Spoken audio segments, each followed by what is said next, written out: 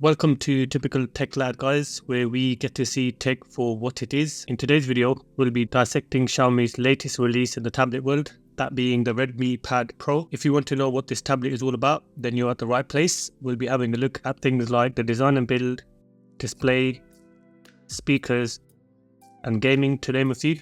For pricing, the Redmi Pad Pro, at least here in the UK, comes in at £269 for the base 6GB plus 128GB variant, and then £299 for the 8GB plus 256GB version. There's always deals going on, so you might be able to get it a bit cheaper than these prices. And we also have the £59 Redmi Smart Pen, which we'll be checking out also. So let's jump in and see what this tablet is all about. Okay, let's go.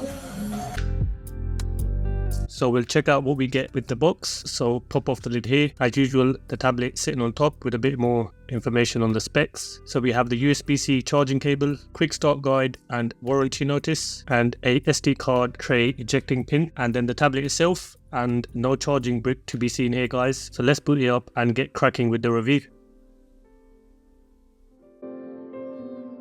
So up front of the Redmi Pad Pro, we have a large 12.1-inch display with symmetrical bezels all around. Looking at it in landscape, to the right, we have two speaker grills, a headphone jack and the USB-C port. Around the bottom, there is nothing. To the left side, we have two more speaker grills, Dolby Vision Atmos branding, and then the power/lock button.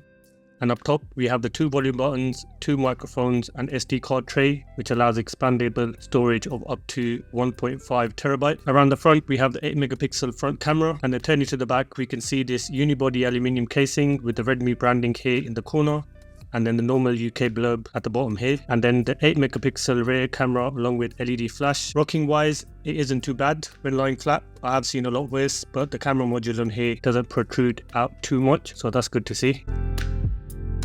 And then we'll have a quick look at the Redmi Smart Pen, which I mentioned earlier cost £59. And in the box we get an extra tip, and then the warranty card and quick start guide. And then the pen itself comes in all white with the Redmi branding at the top there, and the USB-C charging port also resides there. It has two buttons, a writing button and a screenshot button, and the pen does have pressure sensitivity, but we'll be checking out this pen and how it performs in a little while.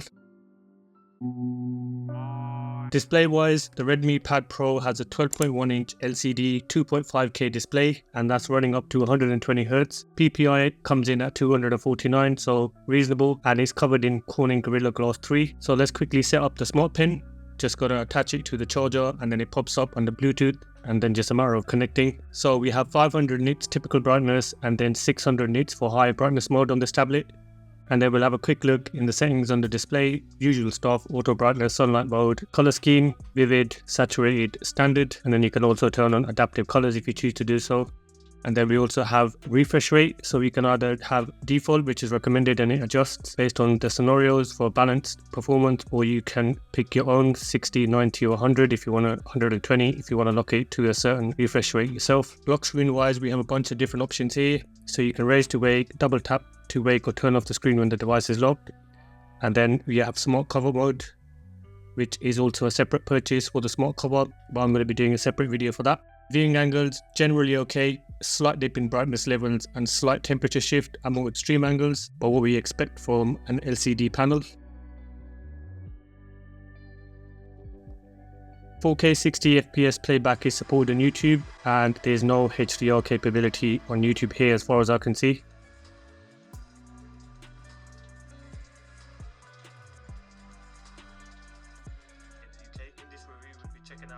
We also have a toolbox option, which if enabled allows you to adjust picture style, and then there's a toggle for Dolby Atmos. Wide 1 level 1 supported on Netflix with full HD playback, and Dolby Atmos for HDR capabilities. So playback on Netflix, really nice, pictures look vivid, nice colors on there, and I've got Rick and Morty as my usual reference content.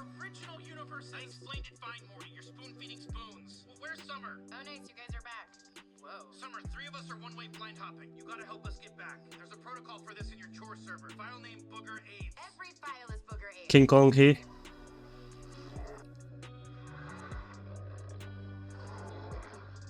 And then we'll be checking out the speakers soon. So there's a quad speaker setup on the Redmi Pad Pro, and we'll have a listen to those. But for me, generally, screen nice and sharp, Colors on here are really good. Obviously depends on which color setting you have set up. And then outside you can see the usual behavior for a glass panel. You're going to get reflectivity issues, but the screen is still legible in brighter light.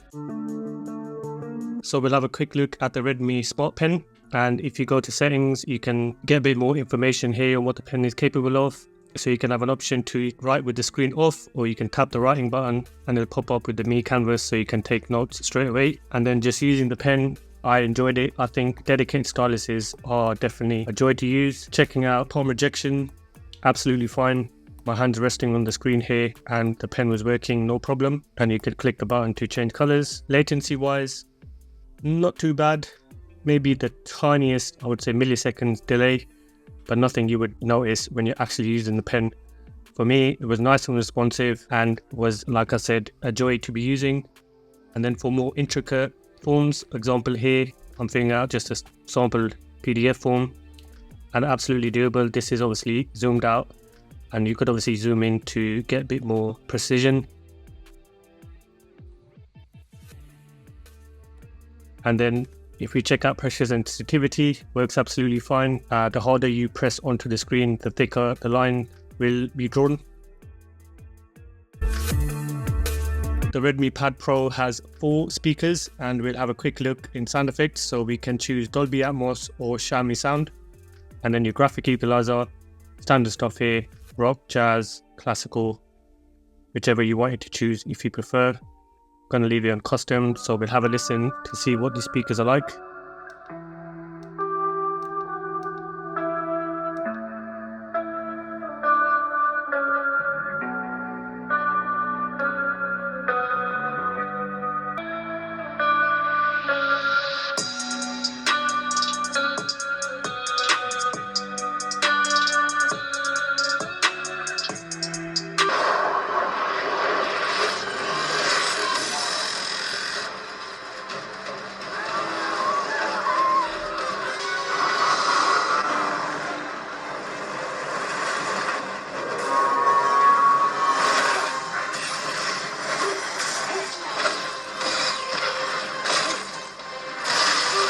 Camera module is raised, so we're going to get some rocking when laying flat. Build wise, I can hear some creaking. Overall seems sturdy as much as you can expect from a plastic build on a budget IPS LCD panel with quite a bit of dimming of the screen as the angles get more extreme and there's a shift in the color temperature too. And then when it comes to performance, the Redmi Pad Pro is running on the Snapdragon 7S Gen 2 CPU, and I stated earlier I have the 8GB RAM version, which is LPDDR4X, and then there's 256GB, which is UFS 2.2. You can also bump the RAM up by an additional 8GB via memory extension. I'm just going to turn that on. And then just browsing through what different options we have on the tablet. Xiaomi interconnectivity allows you to collaborate or connect with other devices in the Xiaomi range. So you can have home screen plus, clipboard copying over. In the other connectivity, we have the normal stuff here, Mi Share, Cast, wireless display, printing, and then biometrics wise, you have screen lock and face unlock, so there's no fingerprint reader on this device. And then benchmark scores on Geekbench 6, we got 984 for single and 2648 on the multi-score, reasonable. And then for 3D Mark, I couldn't run benchmarks because it was saying it was unable to connect to the servers. And they said there was something about it could be where the manufacturer is blocking this. And 2.2, we got 504,744. So not the highest score, obviously, but again, reasonable. And then read and write speeds, 437.65 on write, and then 688 on the read speed. So that's good. And then generally using the tablet, I'll clear out all the background apps. And for this chip, the 7S Gen 2, it's okay. Not blazing fast, but gets the job done. Might be a second or two waiting for apps to load. Again, depends on which apps you're using. But for me, responsive enough, I would say. Maybe could be a little bit snappier, but like I said, it's the 7S Gen 2 CPU, so it's the kind of behavior we would expect. And then split screen, as I always test, worked absolutely fine, no problem there. And then also you can use pop-up windows. And you're allowed to open 2 pop-up windows on this device as far as I could tell.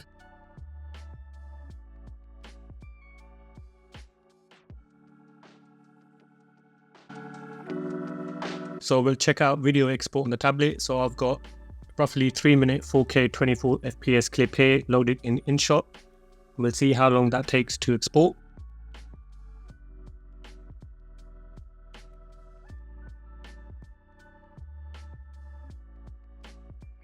We can see that's basically hit 2 minutes and 50 seconds. And then we'll do the same test, but this time with a 1080p 30 FPS clip, again roughly 3 minutes long.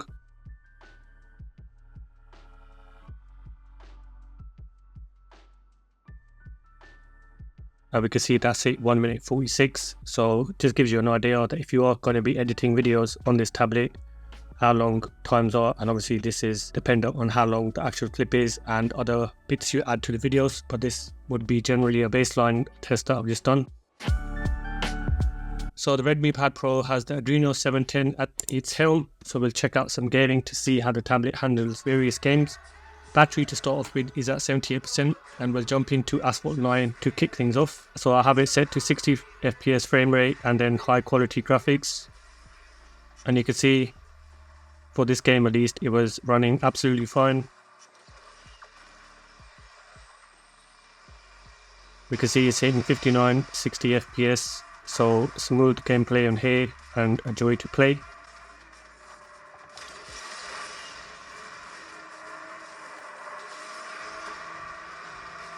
Next we'll move on to Call of Duty Warzone, and in the settings we have the options of mid and high for visual quality, and I'm going to set the FPS to 60 and performance optimization for frame rate, and I've got my PlayStation controller connected, which I find to be a much more enjoyable experience rather than using the on-screen controls, especially with a game like this.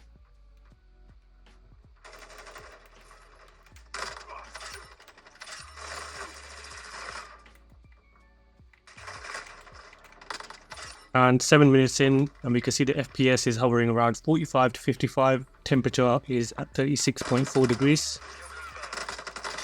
But absolute joy playing this game. Obviously graphics aren't the highest, which would be peak in the settings, but still decent enough.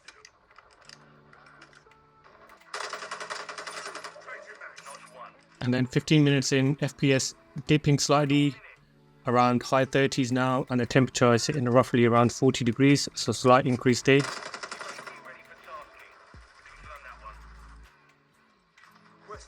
And then after that little session, battery is down to 72%, so that's after 15 minutes. Next we'll play PUBG, and we got Ultra HD on Ultra for FPS in the graphics settings.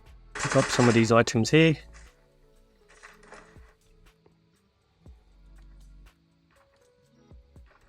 At 20 minutes, hitting at 40 FPS on PUBG, and the temperature is sitting around 37 degrees, but there's been a lot of talk about compatibility issues with PUBG and different devices and not hitting the higher FPS range, so that's a thing to keep in mind. Come on. Yep, got him. And where are you calling off to? So you can see it's still around the 40 FPS range.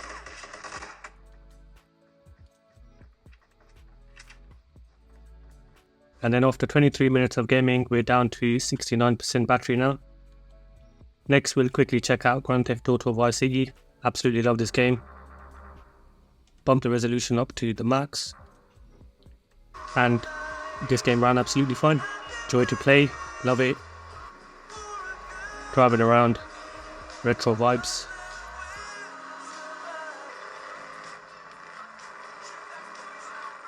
Hitting 30 FPS, which is the max on here, and the game, like I said, running nice.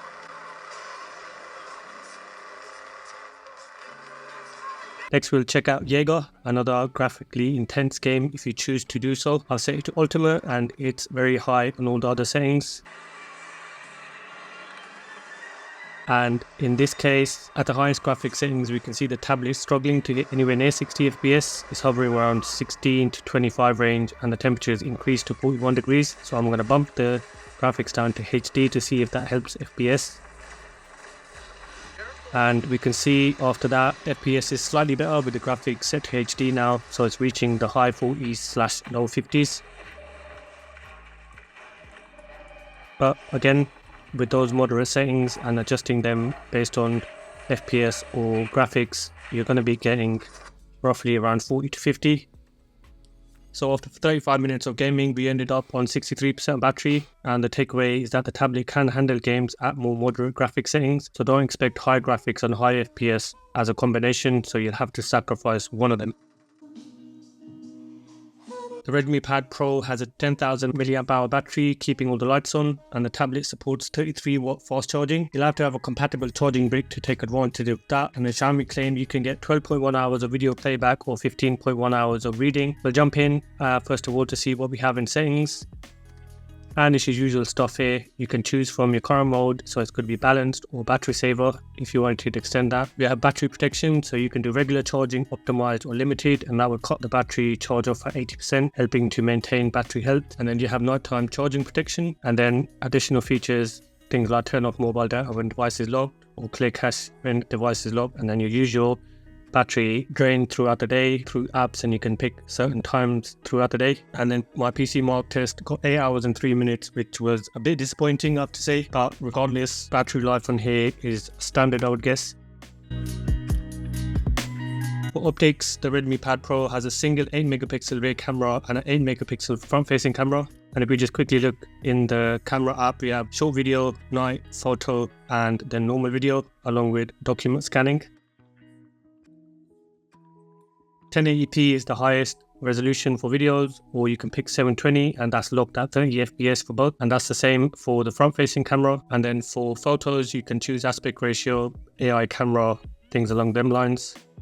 On the Redmi Pad Pro, see what the mic quality sounds like. This is at 1080p 30 FPS, which is the highest setting for video, and that's my very cracked iPhone 15 Pro Max.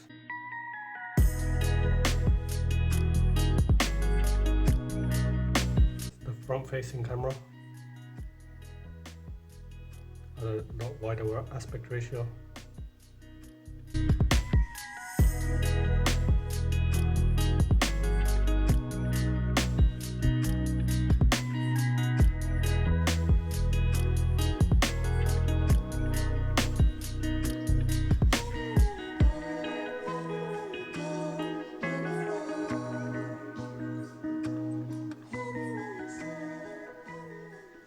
And then when it comes to actually editing your pictures and videos, you have a bunch of different options here, which were quite cool. Some of them are technically AI features, and you can use to, example, add portrait, blur, bokeh effect to pictures if you wanted. You can pick from different sky scenes on different pictures. We can see some examples here. So different options available for you to further edit pictures, and some of them I have to say quite good, and some aren't as good, but you can find some good stuff in it. And then you also can edit videos and go into Pro mode, which allows you to do a bit more, and it gives you more options in actually editing videos. So nice to see that's built into the actual gallery app.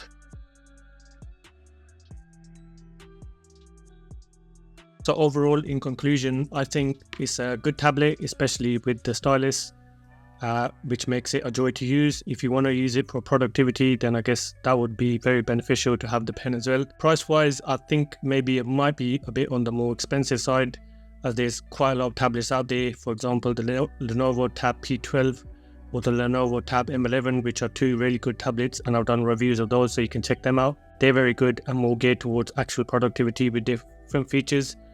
But this tablet, like I said, if you have the pen, it's good for media consumption. Speakers on it are nice. Performance is moderate, as we tested out in gaming, but for general mundane daily tasks, you're not going to have a problem. And multitasking is easy on here with the use of the taskbar switcher at the bottom, which allows you to switch between apps, and being able to click the stylus writing button to quickly take notes was convenient as well. So if you're looking for something that's reasonable performance and has a good stylus that goes with it, then I could recommend this tablet. Again, if it was a bit more cheaper than what the price is at now, it would definitely be 100% worth it. But even then again, it's not crazy expensive. But anyways, that's all from me, guys. Thanks for watching my video, and I'll catch you in the next one. Take care.